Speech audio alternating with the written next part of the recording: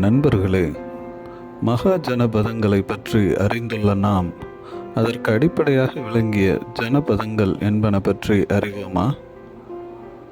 பொ.க.மு. 1500 முதல் பொ.க.மு. 600 வரை பண்டைய இந்தியாவில் மிக உயர்ந்த அரசியல் அலகாக ஜனபதங்கள் இருந்தன.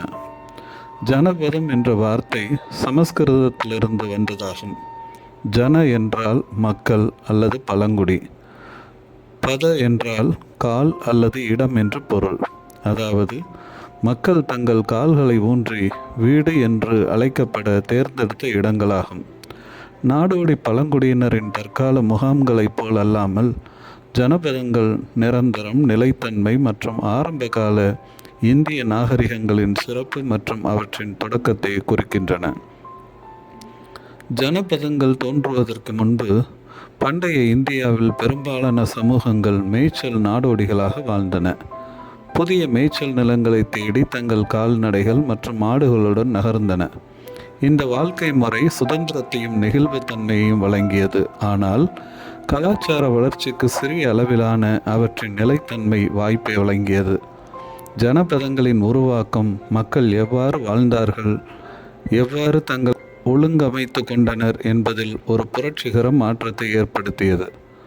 பொது காலத்திற்கு முன்பு 1100 மற்றும் 600 இதற்கு இடைப்பட்ட காலகட்டத்திய ஜனபதங்கள் இந்திய துணைக்கண்டத்தில் உருவான வேத காலத்தின் ராஜ்யங்கள், குடியரசுகள் மற்றும் ராஜ்யங்கள் ஆகியவற்றை குறிக்கின்றன.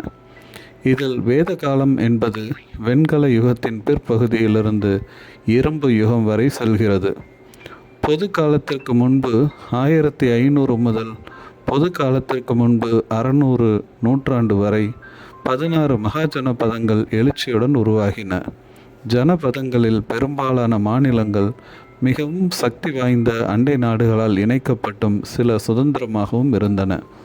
ஜனபதங்கள் பொது காலத்திற்கு முந்தைய 1100 மற்றும் பொது காலத்துக்கு முந்தைய 500க்கு இடையில் செழித்ததாக இலக்கிய சான்றுகள் தெரிவிக்கின்றன.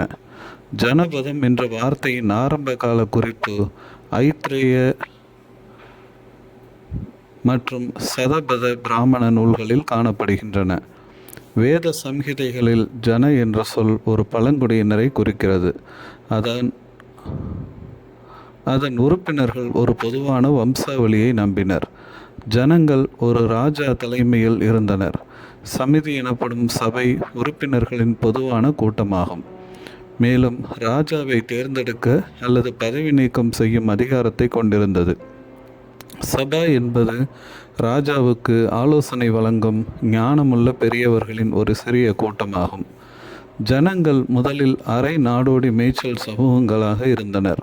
ஆனால் படிப்படியாக அவர்கள் இடம் விட்டு இடம் பெயர்வதை குறைத்து கொண்டதால் குறிப்பிட்ட பிரதேசங்களுடன் இணைக்கப்பட்டனர். ஜனங்களுக்குள் பல்வேறு குலங்கள் வளர்ந்தன. ஒவ்வொன்றும் அதன் சொந்த தலைவரை கொண்டிருந்தன. படிப்படியாக பாதுகாப்பு மற்றும் போரின் தேவைகள் ஜனபதின்கள் எனப்படும் சத்திரிய வீரர்கள் தலைமையில் இராணுவ குழுக்களை உருவாக்க ஜனங்களை தூண்டின.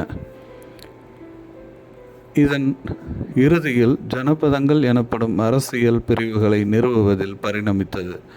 மேற்கூறிய காலகட்டத்தில் வட இந்தியாவில் ஜனபதங்கள் மிக உயர்ந்த அரசியல் பிரிவாக இருந்தன.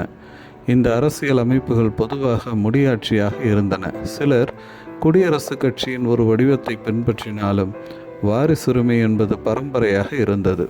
ஒரு ராஜ்யத்தின் தலைவர் ராஜா, புரோகிதன் எனப்பட்ட ஒரு தலைமை பூசாரி மற்றும் ராஜாவுக்கு உதவும் சேனானி எனப்படும் ஒரு இராணுவ தளபதி இருந்தனர். மேலும் பெரியவர்களின் சபை என்று கருதப்பட்ட சமிதி, முழு மக்களின் பொது கூட்டமான சபா ஆகிய 2 அரசியல் அமைப்புகளும் இருந்தன. ஜனபதங்களுக்கு சத்திரிய ஆட்சியாளர்கள் இருந்தனர்.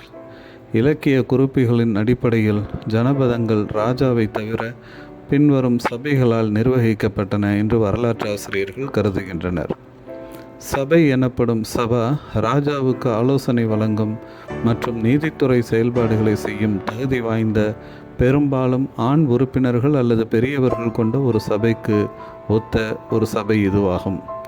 மன்னர்கள் இல்லாத கனசங்கா என்று அழைக்கப்பட்ட கணங்கள் அல்லது குடியரசு ஜனபதங்களில் இப்பெரியவர்களின் சபை நிர்வாகத்தையும் கையாண்டது.